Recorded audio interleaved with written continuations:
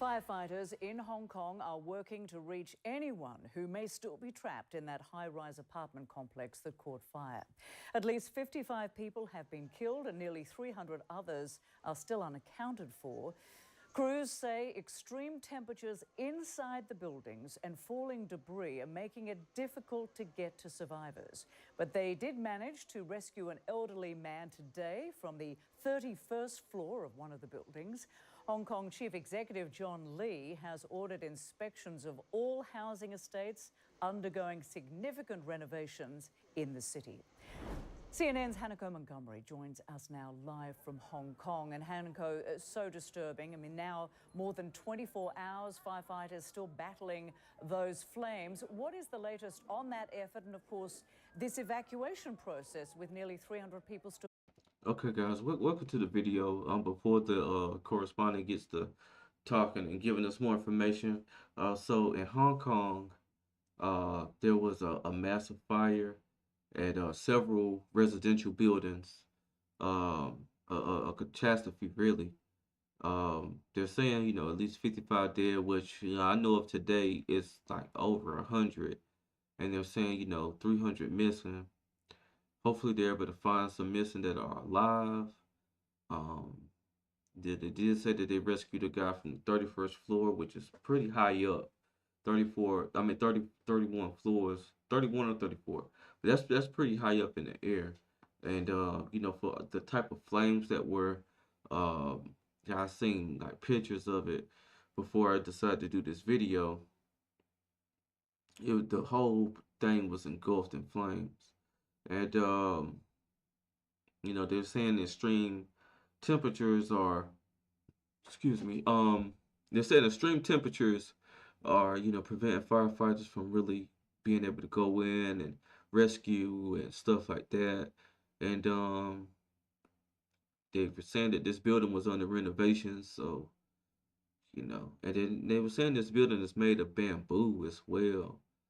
So, there's gonna be a lot of people who, are going to get arrested and charged for this, because, this is definitely a failure within, the system, to allow something like this to happen, whether it was inspections or just the design or, just the ideal to use certain material, for a residential building. A lot of people are trying to be innovative, but, sometimes you can be a little bit too innovative, and this is, the results of those things that can happen.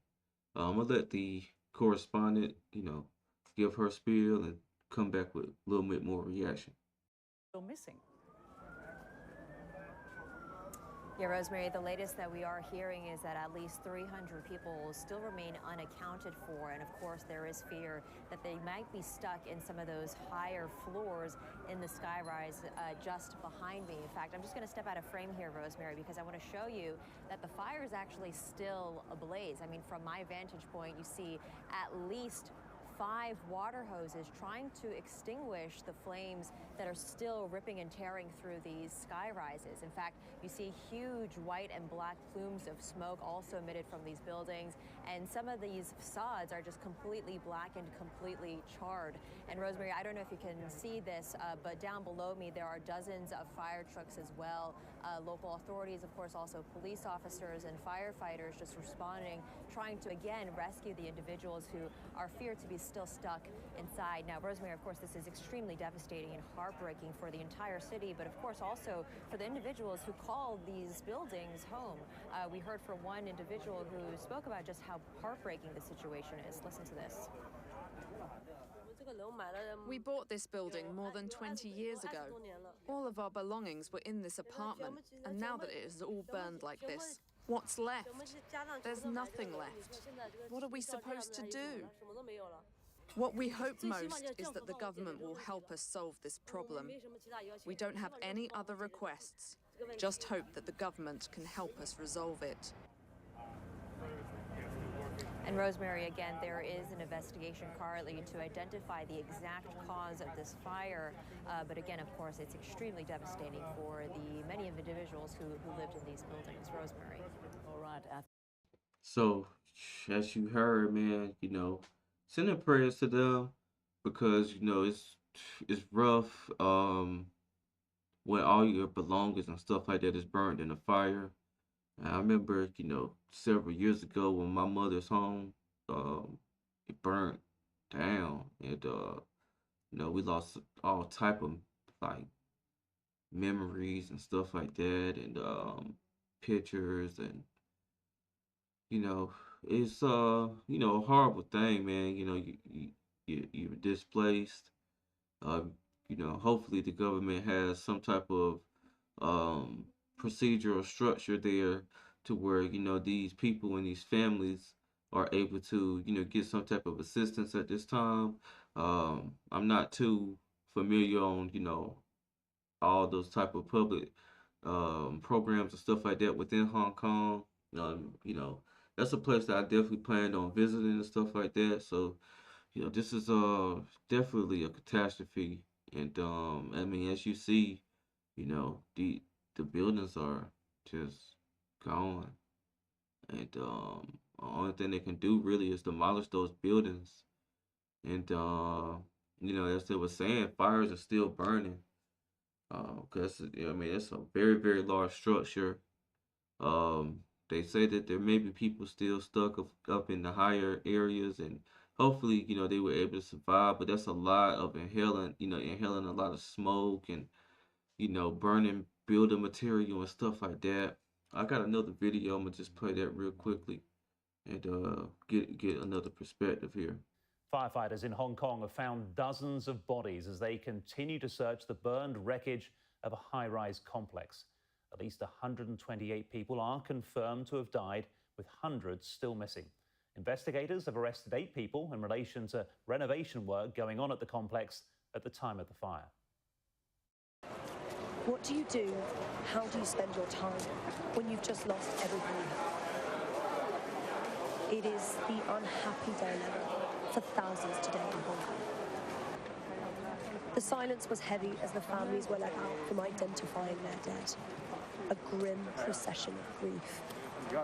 There are still an unknown number lying somewhere in there. Out here, the weight is unbearable.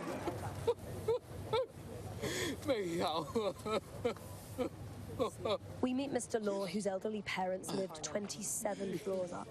He knows they are probably dead.